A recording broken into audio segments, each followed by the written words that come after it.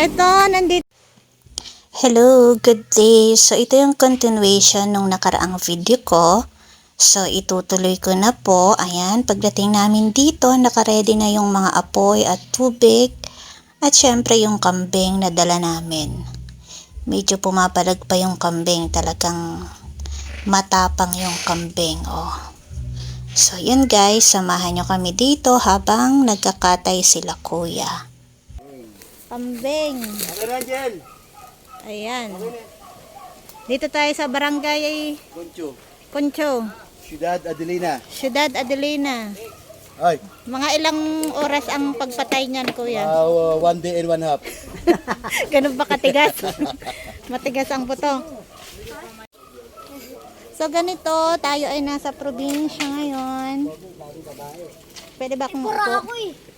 Oh, barako yan. Nanunuwag yan. Baka ikaw ay masuag niyan. Nangangagat pa yan. So tingnan natin kung paano magkatay ng kambing.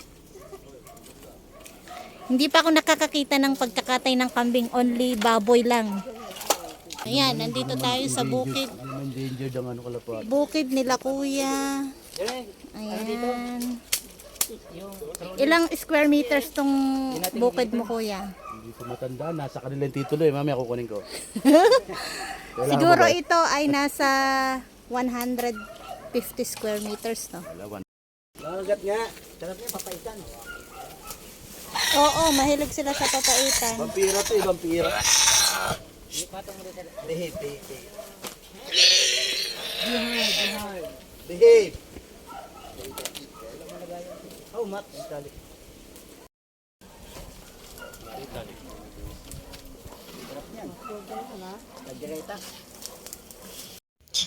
So, yun nga, medyo nahirapan sila kuya kung paano nila papatayin itong kambing dahil itong kambing na to ay medyo malaki at medyo malakas. Nagpupumiglas siya. So, yun, pinag-uusapan nila kung paano nila kakayasin yung balat, kung susunugin ba yung buhok or tubig na mainit. So, sabi nila, mas maganda yung idadangdang siya sa mainit para mabilis matanggal yung buhok. So, ayan, sinisimulan na nila kung paano nila kakatayin itong kambing. Ayan, nasaksak na. Ayan, kinukuha na yung dugo. So, panoorin natin, guys. Tanggal na yung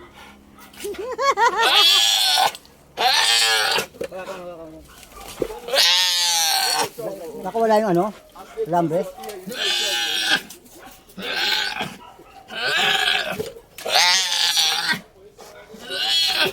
Parang tao lang.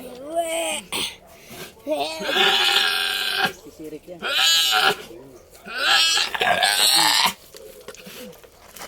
Ayan. Pipiglas yan. Daming dugo. Baka tapos kumain. Ayan. Tandaan niyo po yung tatlong kumatay na yan.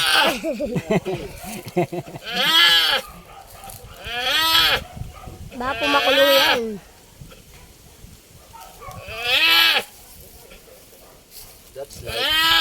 That's your light. Mas masarap pala pate. Ay, mas masarap yan. Ayan sila. Tagal mamatay ni Me. Itutur ko muna kayo sa bukid ni kuya. Meron siyang mga chicken. Ay, duck pala to. Duck. It's a duck. Sana patay na. Sana patay na. Mag-replay. Susuka lang yan, sandali lang yan. Patay na. Ayan. Anong halaman na to?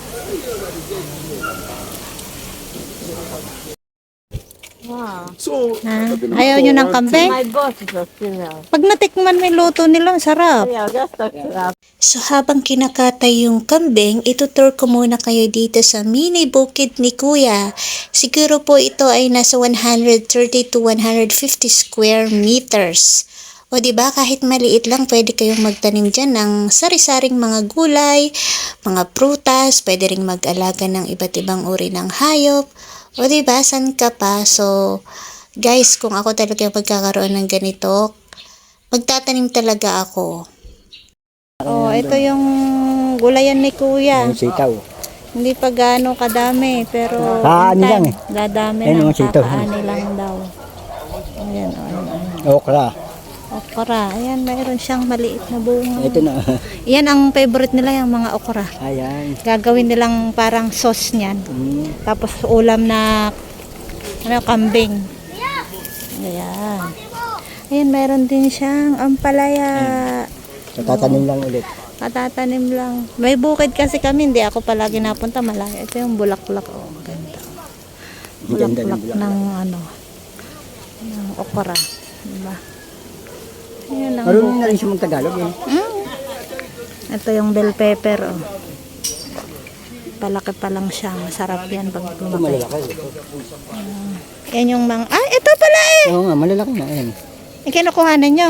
Oo, kinukuha na yan. Kung gusto mo kuha ka. Hindi na. Ayan, oh, ayan, oh. Lalaki ng bunga. Parang hindi halata, ano. Oo. Kasi Hindi pa siya kulay dila, kasi danta yun. Dito tayo sa bukid, nagkakatay ng kambing. Ayun, yung kambing.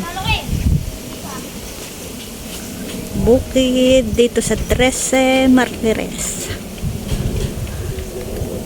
So yun lang guys, abangan nyo ulit yung next video ko. Bye!